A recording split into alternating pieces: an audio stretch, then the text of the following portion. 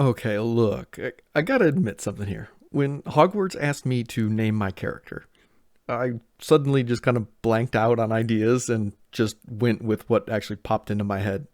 I guess James because of Harry's dad, I think. And then Plumbus.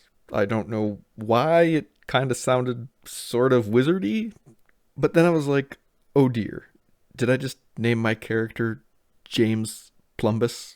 But yeah, then I just kind of thought it was pretty funny, and at least I get to make some jokes about not sending inappropriate owls to underage witches. Anyway, with my unfortunate but amusing name and acceptance letter in hand, I was actually ready to begin my adventures in Hogwarts Legacy. Now, the point of this video is not actually to really show you how great the game is or to actually review it. I mean, at the time of this video, I have about 20 hours of gameplay, but that's not really enough time for me to actually review something. And honestly, most of the time I've just been kind of walking around looking at stuff. So it's not like I'm actually fully invested in getting through the game and discovering all the secrets as fast as possible. No, the point of this video is, well, there actually is no point.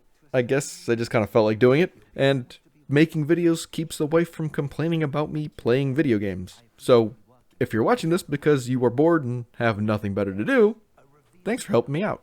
Now, in the last 10 or so years, my desire to actually play solo-only experiences, especially action-adventure or RPGs and, these large open worlds or semi-open worlds, it's rapidly decreased.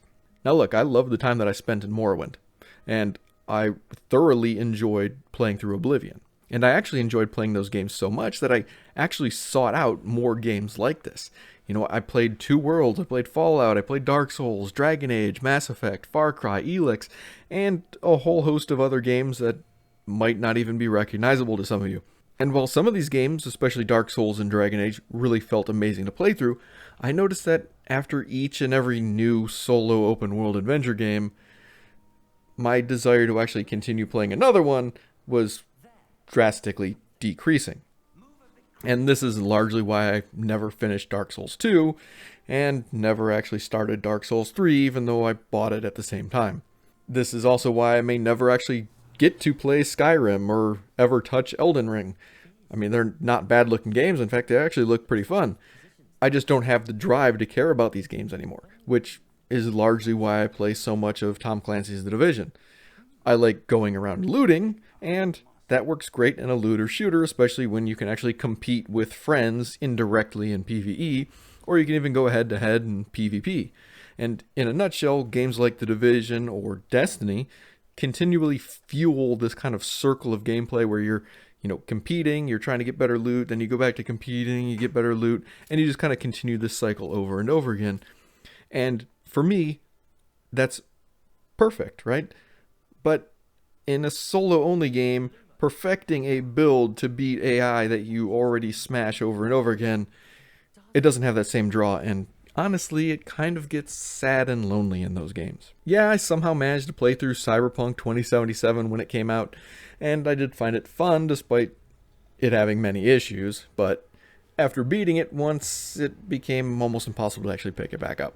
And I honestly thought I would just kind of stop trying to play these games altogether, but Hogwarts has been something piquing my interest for a few years now, obviously. Of course, much of my excitement was in part the unknown of the game. When I first started seeing stuff about it, I was really thinking that this could almost be like a Wizarding World MMO. I was picturing, dueling with other players, raids in the Forbidden Forest, looting ancient trinkets and treasures, and running around with friends, completing quests, all while seeing, many of the things that we associate with Harry Potter currently, just the whole in Harry Potter universe. And at the very least, I was thinking that it would be, some sort of fun co-op adventure, which would be great for me and my wife to play, since she was also a big fan of the books and the movies, and I think that would be a great thing for us to do together. But then over, time, it kind of became clear that this was only going to be a solo experience, and I did end up losing a lot of my interest to play the game. But as we got closer to the release date, I was like, I still want to play it. I still want to see what this game actually has to offer, because even though it's solo, it still does look pretty cool. The game itself is actually fairly simple. I mean, you explore, you find secrets, you solve an assortment of different puzzles and contraptions, fight a variety of enemies with their own strengths and weaknesses, and generally enjoy the vague or more direct connections to the whole Harry Potter universe. Honestly, Hogwarts reminds me of some of the classic, Nintendo 64, like almost platformer games. We're talking about like Banjo or even Legend of Zelda: The Ocarina of Time. Now, it is not like an exact comparison to that game, but I do feel fairly confident that if you enjoyed Zelda, especially on the 64, I really expect that you would enjoy Hogwarts. I mean, that's the kind of feeling that I get from the game. And from what it's worth, even though it's solo, I am actually enjoying my time in the game so far. But, I have noticed how it does kind of feel like Kingdoms of Amalur. Now, if you're not familiar with Kingdoms of Amalur, this was one of those games that I was actually kind of excited about when I first heard about this many, many years ago. I think it was like Xbox 360 days. I think so, yeah. But anyway, that was a game that was intended to be made into like an MMO RPG, but it was intended to be this like big World of Warcraft type universe. That game was supposed to be this huge MMORPG, but because of, their deteriorating financial situation, they ended up having to like kind of scrap this idea and just create this solo, single player game. And so you end up with this huge open world that's clearly designed for, an MMO, but it's just you. It's kind of like, imagine playing World of Warcraft on your own server with no one else around. Like you literally run from one place to another, encountering nothing besides like that one mob in the middle, and then it's just kind of like, this game really feels empty without other players. And it's not exactly as bad in Harry Potter, or I guess I should say it's not necessarily as bad in Hogwarts Legacy, but it is kind of noticeable. It almost feels like it should be an MMO, and it's not. Now it looks like they've tried to like kind of have some people just randomly walking through on paths and stuff like that to make it feel less empty.